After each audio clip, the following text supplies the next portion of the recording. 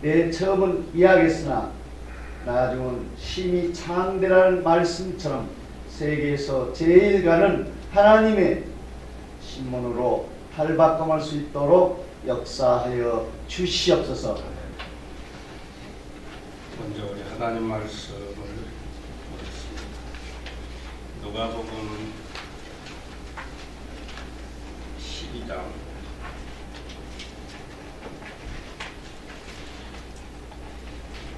2절로 3절 말씀.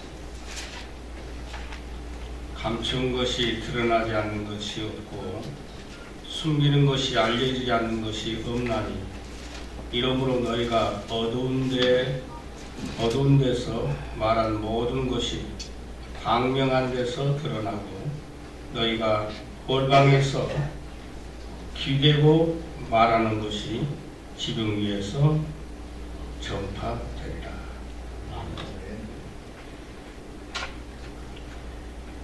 기도 언론의 사명이라는 이런 주제로 잠깐 말씀을 생각하려고 합니다. 먼저 우리 빛거울 강주에 기도 신문이라고 하는 그 이름으로 언론의 사명을 감당하게 해주신 우리 하나님 앞에 먼저 감사와 찬송과 영광을 올려드리고 또 이 일에 쓰여지는 우리 회장님을 비롯한 모든 분들에게 그리고 함께 종사하는 모든 신문사 언론인들에게 우리 하나님의 가호가 함께 해주실 줄 믿습니다. 이런 재미있는 이야기가 있습니다. 어떤 처녀가 결혼을 하게 되었는데 그 결혼식에 꼭 참여할 친구가 형편상 도저히 참여할 수 없게 돼서 축하 전보를 치게 됐습니다. 아무개의 결혼을 진심으로 축하한다. 그리고 요한 1서 4장 18절로 축하한다고 했습니다. 그 후에 그 말씀 요한 1서 4장 18절 말씀에 보면 사랑 안에 두려움이 없고 온전한 사랑이 두려움을 내고 쫓나니 두려움에는 형벌이 따릅니다. 두려움은 사랑 안에서 온전히 이루지 못하느니라는 말씀입니다. 그 내용인즉 신랑과 신부가 서로 사랑하면 어떤 어려움에도 어떤 두려움도 잃어버리고 승리하게 된다는 말씀입니다. 이 얼마나 좋은 말씀인지 귀한 하나님 말씀인데 그런데 정보가 잘못 전달돼서 요한복음 4장 18절로 그 정보가 옮겨지고 말았습니다. 신랑 신부가 신혼여행을 가서 첫날 밤에 정보들을 보면서 이제 이 친구가 보낸 정보를 보게 됐는데 그 정보 내용이 요한복음 4장 18절이 기록되어 있고 한번 읽어보라고 한 것입니다. 그래서 성경을 찾아봤습니다. 그 내용은 내가 남편 5이 있었으나 지금 있는 남편이 내 남편이 아니니 내 말이 참대로다 라고 하는 말이었습니다. 축전 하나로 그 결혼식이 파행이 됐다고 하는 말입니다. 이 이야기는 무슨 이야기가 되겠습니까? 이 이야기 속에서 우리가 말을 전하고 메시지가 얼마나 중요하다고 하는 사실을 우리에게 알려주는 내용입니다. 기록 언론은 기록에 보면 1897년에 감리교 선교사 아펜셀러가 교회 해벌을 발행함으로 기록 언론이 시작되었다고 합니다. 그래서 오늘에 이르러서는 수없는 신문, 또 방송국까지 갖게 되는 것이 이 땅의 언론에 존재하게 됐습니다. 언론이란 무엇이냐? 국어사전에 보니까 언론이란 말이나 글로서 자기의 생각을 나타내는 것이라고 기록되어 있습니다. 국민의 기본권인 그 듣고 보고 하게 하는 그 일을 언론에서 한다고 하는 사실입니다. 기독 언론의 사명은 무엇일까? 마태복음 5장 37절 말씀에 보면 오직 너의 말은 옳다 옳다 아니다 아니라 하라고 주님은 말씀했습니다. 그러니까 기독 언론의 사명은 그 첫 번째는 예면 예요 아니면 아니라 라고 하는 이 사명을 잘 감당하라고 하는 말씀입니다. 진리를 가려서 분명히 하라는 말씀입니다. 그것을 보고 또 그것을 참이라고 또 참을 보고 거짓이라고 이렇게 이야기한다고 하면 잘못된다는 말씀입니다. 또 기독 언론은 좌우로나 우로나 치우치지 말아야 합니다. 여호수아서 23장 6절 말씀에 보면 너희는 크게 힘써 모세의 율법에 기록한 대로 지켜 행하라. 그것을 떠나서 좌우로나 우로나 치우치지 말라라고 하는 말씀입니다. 언론의 사명은 가야 할 길을 정로로 가야 합니다. 바로 가야 합니다. 오늘의 언론들이 바로 가지 못하고 있기 때문에 사회 정의가 짓눌러지고 있는 것을 봅니다. 중앙지 신문들이 보수와 언론으로 보수와 진보로 나누어져 가지고 그 글들을 보면 한쪽만 보게 되면 한쪽이 참 이상하게 생겨버리는 그런 안타까움을 보게 됩니다.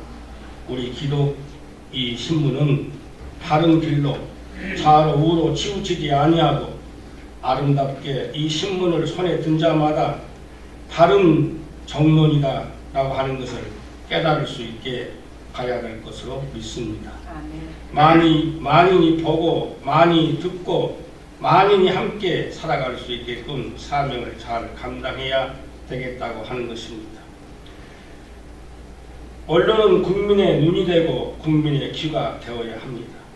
따라서 이 기독 신문은 교회의 모든 사람이 보고 듣고 그리고 바른 신앙으로 가야 하겠고 더 나아가서 믿지 아니한 이방인들이 이 신문을 손에 들고 눈으로 보고 읽음으로 인해서 저들의 마음이 뜨거워져서 이방인의 생활을 버리고 그리스도에게로 접목되는 역사가 있어야 될 것으로 믿습니다.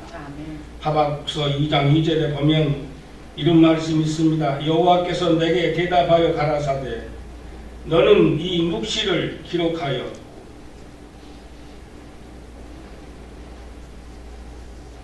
판에 명백히 새겨서 달려가면서 읽게 하라고 말씀하고 있습니다. 명백히 새겨서 달려가면서 읽게 하라. 이 얼마나 귀한 말씀인지 모릅니다. 오늘 본문 말씀은 감추인 것이 드러난다고 했습니다. 골방에서 말하는 것이 들려진다고 했습니다. 이것이 바로 언론의 사명이라고 생각합니다. 기독 언론의 사명, 얼마나 귀하고 얼마나 아름답겠습니까? 안으로는 교회를 밝히는 신문, 밖으로는 기독교를 널리 알리는 신문, 예수님을 자랑하는 신문, 이 신문을 든 자들마다 그리스도로 변화되는 언론 선교의 사명을 다하는 이런 기독 일보가 되셔서 첫째는 하나님께 영광되고 믿는 우리에게 기쁨이 되며 또 이 신문을 운영하는 회장님이야 모든 신문의 종사자들에게 참으로 바람직한 일이 되겠군. 하나님께서 이 사명을 잘 감당하게끔 역사해 주실 줄 믿습니다. 주의 축복이 기독 신문에 함께 해 주시기를, 기독 일부에 함께 해 주시기를 높으신 예수님 이름으로 간절히 축복합니다. 아멘. 감사를 드리면서 2부 이쪽씩 순서로 진행을 하겠습니다. 먼저 서금자 회장님께서 인사말 나눠주시겠습니다.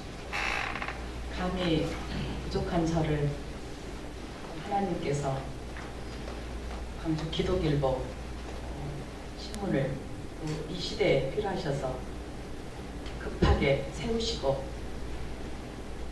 저를 사용하여 주신 것에 대해서 하나님 앞에 먼저 감사와 영광을 드립니다.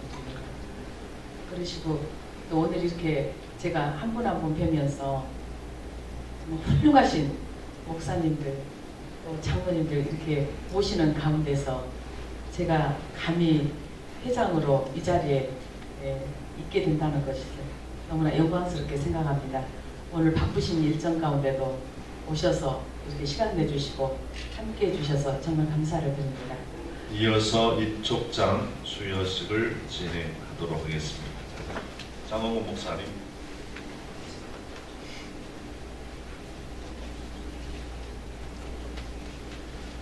이촉장 2014-18 성명 장홍건 기아를 광주 기독일보 목회 컬럼위원으로 이촉합니다. 2014년 2월 19일 대표이사 엄조룡 회장 서름자 대도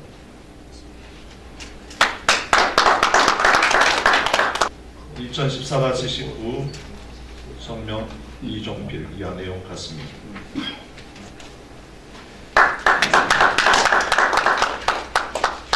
김성균 목사님 2014-25 성명 김성균 이하 내용 같습니다.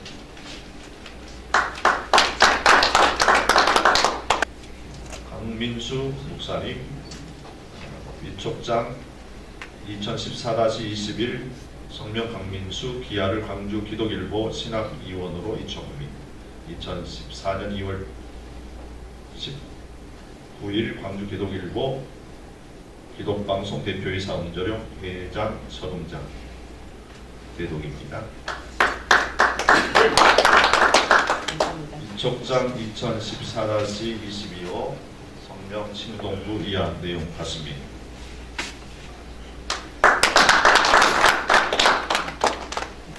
(2014-23호) 성명 신순경 기아를 광주 기독일보 신앙위원으로 이촉합니다.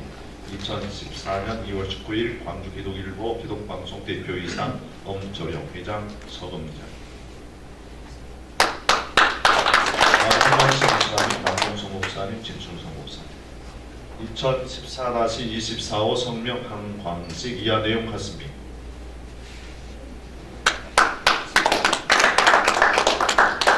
2014-25 성명 남종성 이하 내용 같습니다.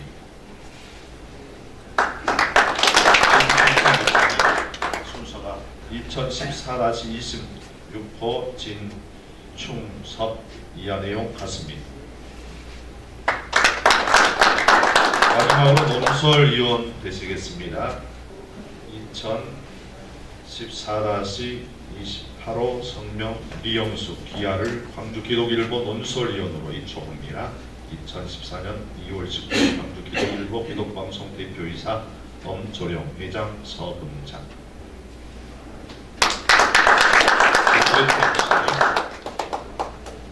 2014-32호 성명 조재태 이하 내용 같습니다.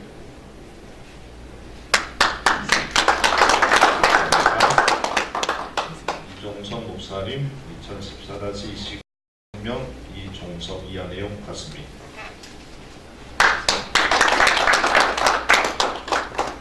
이정재 장로님 2014-30호 성명 이정재 이하 내용 같습니다. 김명일 장로님 2014-31호 성명 김명일 이하 내용 같습니다.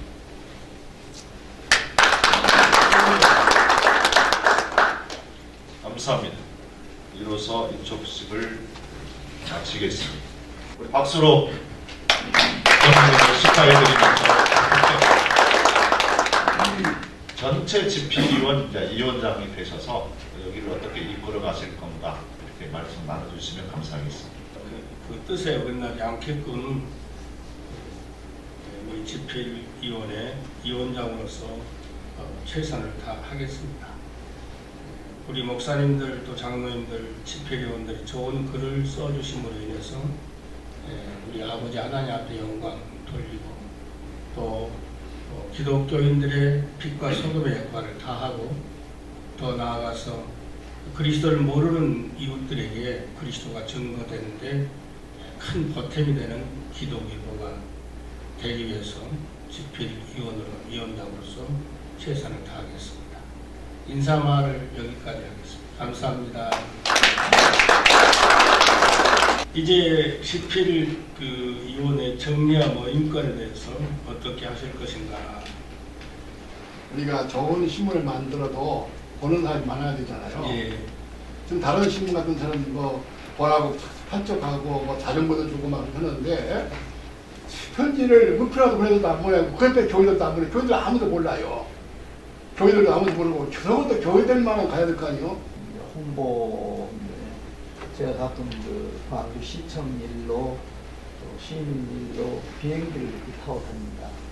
그러면은 비행기 안에 이 신문을 이렇게 투여할 수 있도록 많은 사람들이 있으니까 지방에서 나오는 것이 됐든 중앙에서 나온 것이 됐든 신문의 그 사설이나 제목의 논조들이 갈등 그런 편파적인 것들에 대한 어떤 그 선전, 주장 이런 것들이 나와가지고 불신자들을 보게 되는 이 기독교 신문은 전부 쌈판이에요. 지금까지 신문이 나오는 것을 보면 우리 모두 보았던 것처럼 이 정치적인 갈등과 대리 또 어떤 지역주의, 편파주의, 이기주의 이런 것들을 배연하는 그런 역할들을 하는 것들이 너무 이렇게 우리들에게 실상하게 하고 불신자들이 보거나 교인들 또는 일반 신자들이 볼 때는 참 어려운 부분들이 많았어요. 어떻게든지 우리가 이 신문 속에서 하나님의 영광을 드러낼 수 있도록 우리 숨겨진 아름다운 미담들 또 교회들 가운데서도 빛이 드러나지 아니하는 그러한 그 교역자들의 아름다운 모습, 성도들의 모습, 작은 교회, 특별한 사역 이런 것들 좀 들추어가지고 정말 불신자가 구합니다. 또 그런가 하면은 힘없어 보이는 목회자가 또 힘이 되어지고 격려가 되어지고 하는 이런 부분들을 좀 우리 관심을 가지고 신문을 좀 그리스도의 향기가 나도록 해가는 이런 부분이 중요하다는 생각이 들어집니다. 되게 보면 어디 신문이 됐든지 이 집필진이 됐든 누가 됐든 신문에 다 내줍니다. 다 내줘요. 한 칸이 다 내주니까 여백이 없다고 그런지 모르겠지만은 이렇게 여백이 많은데 그렇게 넣어줘도 그 스페이스에 지장이 없었다 해서 그 말씀을 드립니다. 제가 그냥 이 말을 많이 죄송합니다. 발전하라. 보면은 기장에 있는 목사님들도 계시고 또 여목사님들도 많이 계시고 그런데 보면 지금 우리 집필위원님들 어르신들 다 계시는데 좀 한쪽으로 편향될 수 있는 가능성을 보게 됩니다. 요즘 모든 게 이제 소통과 통합 쪽인데요. 소통에 대한 부분에 있어서 모든 신문이 사실 젊은 층들이 외면하고 있거든요. 그래서 세대 통합이라고 할까 이런 차원에서 독자도 젊은 생각들을 좀 읽으실 필요가 있거든요. 이게 제가 젊다는 말은 20대, 30대 뭐 이런 아주 젊은 다음 세대를 이끌고 갈 이 사람들의 생각은 어떠한가 어르신들이 읽을 기회가 없습니다 사실. 그래서 젊은 세대들의 글을 좀 실었으면 좋을 것 같고요. 그리고 여러분들 교회에서도 성도들 또 이웃의 교회들 함께 우리 광주 기독일보 보도할 수 있도록 늘 함께 해주시면 감사하겠습니다. 감사합니다. 박수로 하나님께 영광 드리겠습니다. 하나, 둘, 화이팅!